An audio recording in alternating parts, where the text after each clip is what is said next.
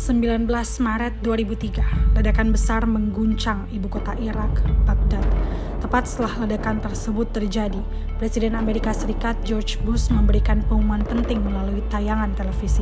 Dalam keterangannya, Bush menyampaikan pada rakyatnya bahwa pasukan Amerika Serikat dan koalisi, terutama dari Inggris, sedang dalam tahap awal operasi militer bertajuk Operation Iraqi Freedom atau Operasi Pembebasan Irak. My fellow citizens, at this hour, American and coalition forces are in the early stages of military operations to disarm Iraq, to free its people, and to defend the world from grave danger. On my orders, coalition forces have begun striking selected targets of military importance to undermine Saddam Hussein's ability to wage war. These are opening stages of what will be a broad and concerted campaign. Hari itu, ia mendeklarasikan perang terhadap rezim Saddam Hussein. Atas perintahnya, pasukan koalisi mulai menyerbu dan menginvasi Irak. Serangan dilakukan sekitar 90 menit setelah batas waktu yang ditentukan Bush agar Saddam Hussein meninggalkan Irak. Target pertama yang menjadi sasaran pasukan Amerika Serikat adalah fasilitas penting militer Irak.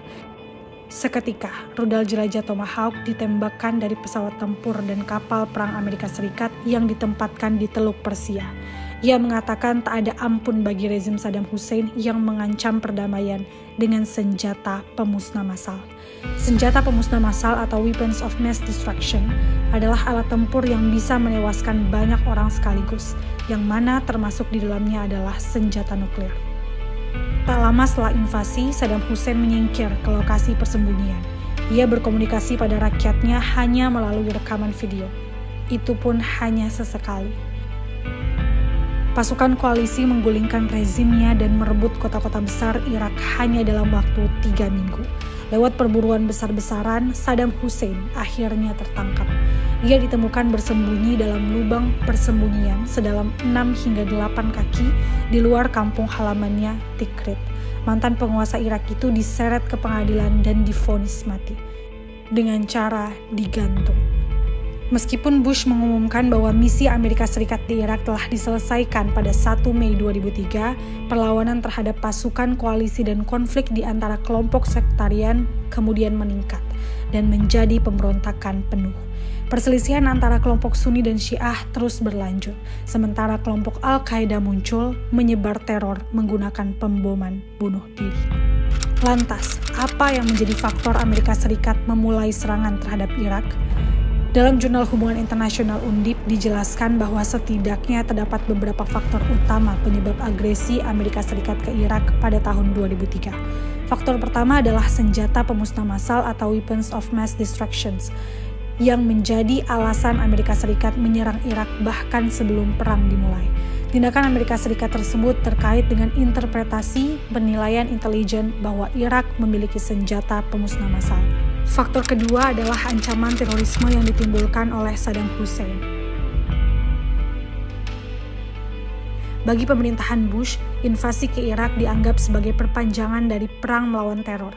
Serangan teroris 11 September menyebabkan pergeseran paradigma sehingga muncul fase baru dalam strategi kebijakan luar negeri dan keamanan nasional Amerika Serikat. Segera setelah peristiwa 11 September tersebut, mayoritas pembuat kebijakan Amerika Serikat menyerukan invasi ke Irak. Faktor penyebab ketiga adalah perang Irak dilihat sebagai proses kebebasan, bukan invasi karena rezim Saddam digambarkan sebagai salah satu diktator jahat di dunia. Pemerintah Amerika Serikat dan intervensi militer koalisi sekutu setuju untuk memulai apa yang dikenal di Amerika Serikat sebagai Operation Iraqi Freedom. Pembebasan dan promosi demokrasi memiliki peran penting dalam perubahan rezim Irak.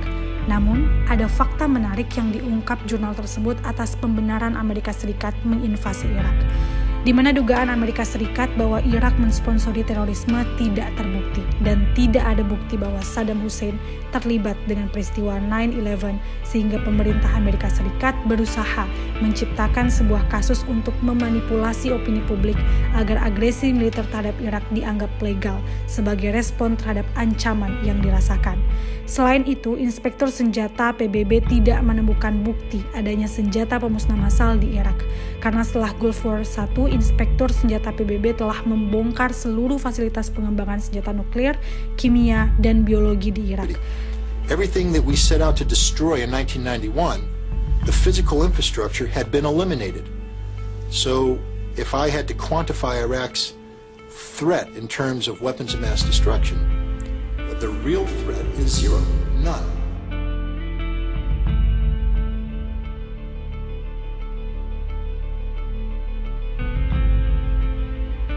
Kepemilikan senjata pemusnah massal menjadi alasan agar negara lain setuju pada rencana penyerangan Irak. Alasan utama agresi Amerika Serikat terhadap Irak adalah kontrol terhadap minyak Irak yang telah didominasi oleh perusahaan-perusahaan Amerika Serikat sebagai pilar utama dari hegemoni Amerika Serikat di Timur Tengah. Alasan Amerika Serikat untuk memberikan kebebasan penuh kepada masyarakat Irak dengan demokratisasi tidak terbukti, karena hingga tahun 2011, pasukan militer Amerika Serikat masih melakukan pendudukan di wilayah Irak. Sekarang, bagaimana kabar demokrasi di Irak? Diberitakan oleh Council on Foreign Relations, Condoleezza Rice dalam bukunya tahun 2017 yang berjudul Democracy, Stories from the Long Road to Freedom mengungkapkan bahwa keputusan untuk invasi dikaitkan dengan masalah keamanan global. Akan tetapi, demokrasi itu menjadi hal penting yang dipertimbangkan Bush kala itu. Amerika Serikat tidak akan menyerahkan Irak pasca Saddam kepada orang kuat lainnya. Oleh karena itu, mereka juga bekerja untuk membangun demokrasi Irak. 2 dekade kemudian, tujuan Bush tetap tidak terpenuhi, meskipun Irak jauh lebih demokratis daripada banyak negara tetangganya. Irak telah mengadakan pemilu secara teratur sejak Januari 2005. Ia memiliki parlemen yang meskipun terjadi perpecahan yang signifikan, namun membantu terjadi perpindahan kekuasaan secara damai.